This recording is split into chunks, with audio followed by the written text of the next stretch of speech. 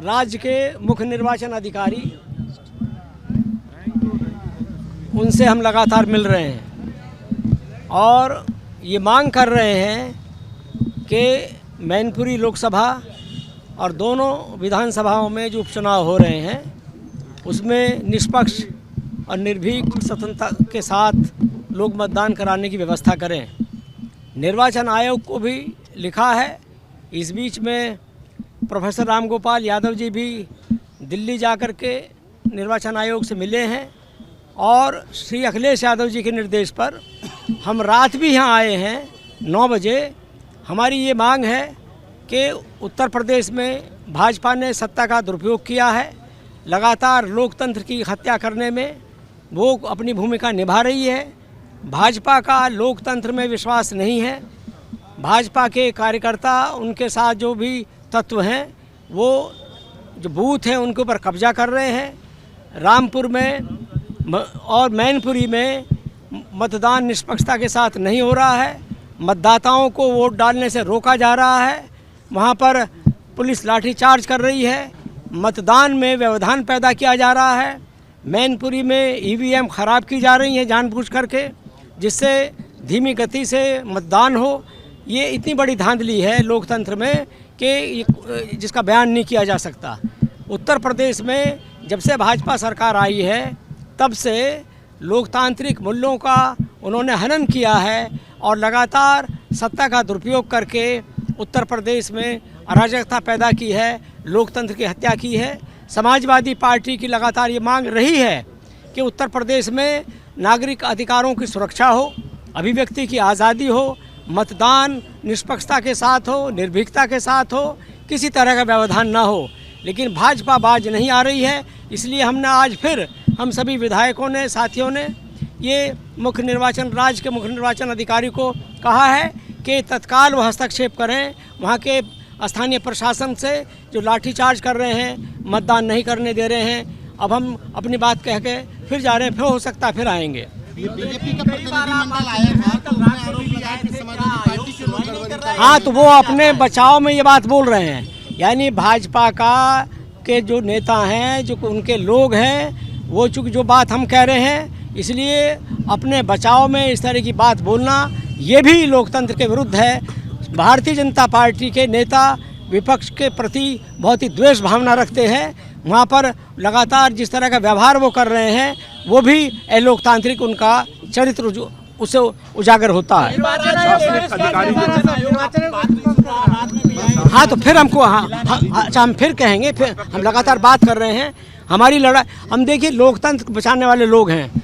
हम आपातकाल में जेल में रहे, मैं खुद भी जेल में रहा, हम सब लोग जेल में रहे हैं।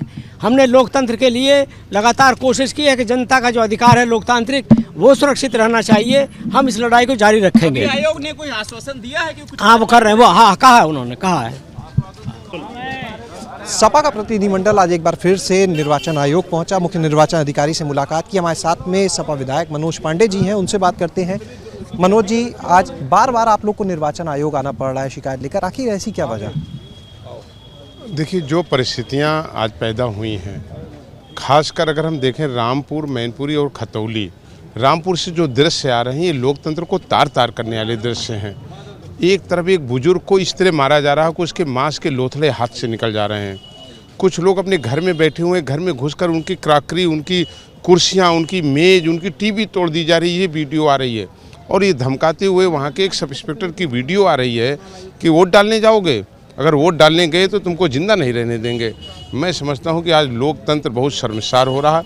अगर सरकार ने यही तय कर लिया कि उसे आयोग नहीं मानना है, चुनाव की रीतियों और नीतियों को नहीं मानना है, तो कुछ भी करे उसके लिए स्वतंत्र है वो। मनोज जी, आप लोगों ने आरोप लगाया कि पैसा बांटा जा रहा है वहाँ पर। दूसरी तरफ भाजपा के लोग कह रहे हैं कि सपा ने अपने ही लोगों को वहाँ पर भेज के पैसा बंटवा रहे होंगे, भाजपा वालों के पास तो पैसा नहीं है। देखिए, वो केवल अपने जो कुकृत हैं उनको छुपाने के लिए यहाँ पर आए हैं, केवल कुकृतों को छुपाने के लिए। ये आज पूरा देश देख रहा है, पूरी मीडिया देख रही, जनता देख रही, मतदाता देख रहा है कि किस तरीके से मतदान करने के लिए लोगों को रोका जा रहा है।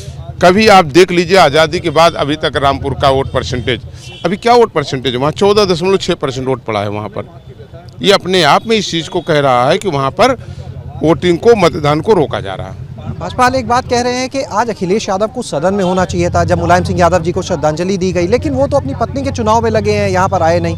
वो वहाँ के मतदाता हैं और क्या मतदान से वंचित कर देंगे भारतीय जनता पार्टी को लोग। एक मिनट जी, तो यहाँ पर आपने सुना मनोज पांडे को, उनका साफ तौर पर ये कहना है कि आज की अगर बात की जाए तो लगातार कहीं ना कहीं जो भारतीय जनता पार्टी के लोग हैं वो जो निर्वाचन क्षेत्र हैं वहाँ पर गड़बड़ी कर रहे हैं, इसी वजह से आज यहाँ पर आना पड़ा फिर से एक बार।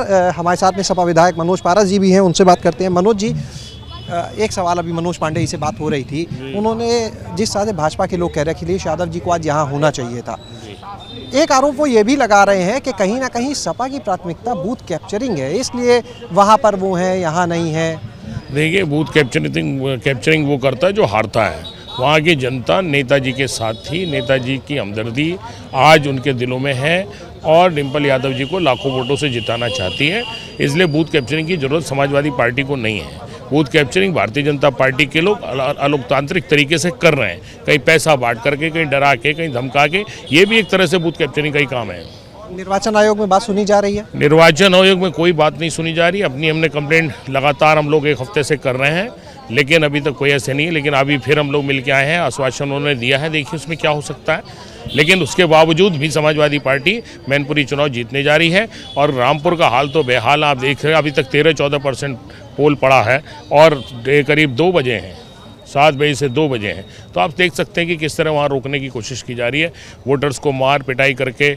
और जो भी हथकंडा उनसे अपनाया जा रहा है वो ये चाहते हैं पोल ना हो।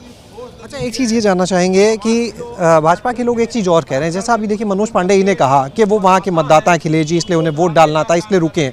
लेकिन ये दूसरी तरफ कहा जा रहा है कि 7 बजे वोटिंग शुरू हुई, वो चाहते तो वोट डाल के यहाँ आ सकते थे, लेकिन वो यहाँ आना ही नहीं चाहते थे। नहीं, देखिए, आना क्यों नहीं चाहते थे, लेकिन ये उनका अधिकार है वोट डालना, तो उनको वहाँ रुकना जरूर चाहिए था और वो अपने वोट डालने की वजह से रुके। और आज वैसे भी सदन बहुत लिमिटेड टाइम चला है, तो इस बीच में नहीं पहुँच सकते थे वोट डाल करके। अच्छा, एक आखिरी सवाल, आप क्योंकि विधायक भी हैं, आज अनुपूरक बजट जो है वो भी रखा गया, चर्चा भी होगी इस पर आगे, किस तरह से आप देखते हैं, क्योंकि 33,700 करोड़ से ऊपर का ये पूरा बजट है जो रखा गया। अब देखिए, बड़ा मजाक हो रहा है।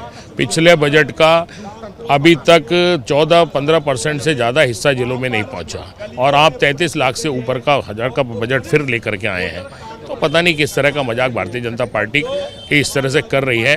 कहीं कोई विकास नाम की चीज़ नहीं है, कहीं किसी विभाग में पैसा नहीं है और आपको अनुपूरक बजट ले आए। अरे भाई, पहले पैसा तो इस्तेमाल कर लीजिए, अनुपूरक बजट तो आप ला ही सकते थे, आपका अधिकार है, लेकिन कम से कम क्षेत्र में जो समस्या है उन समस्याओं का निवारण करने के लिए बजट रखा जाता है, तो उस बजट को भेजिए तो सही।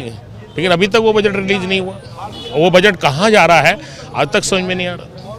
तो ये थे हमारे साथ में सपा विधायक मनोज पारस जी। मनोज पांडे जी को भी हमने सुना, उन्होंने साफ तौर पर ये आरोप लगाए कि कहीं ना कहीं निर्वाचन आयोग भी उनकी बातों को नहीं सुन रहा है। आज जब पहुंचे तो एक बार फिर से सिर्फ आश्वासन देकर उनको भेजा गया है। बहरहाल यहाँ पर अगर बात की जाए तो पूरे चुनाव में धांधली का आरोप लगा रही है समाजवादी पार्टी, भारतीय जनता पार्टी के ऊपर सत्ता और शासन के दुरुपयोग का आरोप लगा रही है। वहीं बात की जाए अगर आज जो अनुपूरक बजट पटल पे रखा गया है जिस पर चर्चा होनी, तो उसे लेकर भी सपा का साफ कहना है कि फिलहाल अनुपूरक बजट की कोई ज़रूरत ही नहीं थी, क्योंकि इससे पहले जो बजट आया था उसमें भी अभी महज 15% के आसपास ही ज़िलों तक पहुंचा, बाकी पैसा ही नहीं पहुंचा है।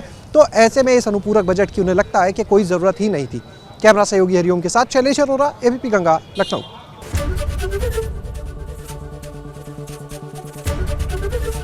एबीपी गंगा, खबर आपकी, जुबान आपकी।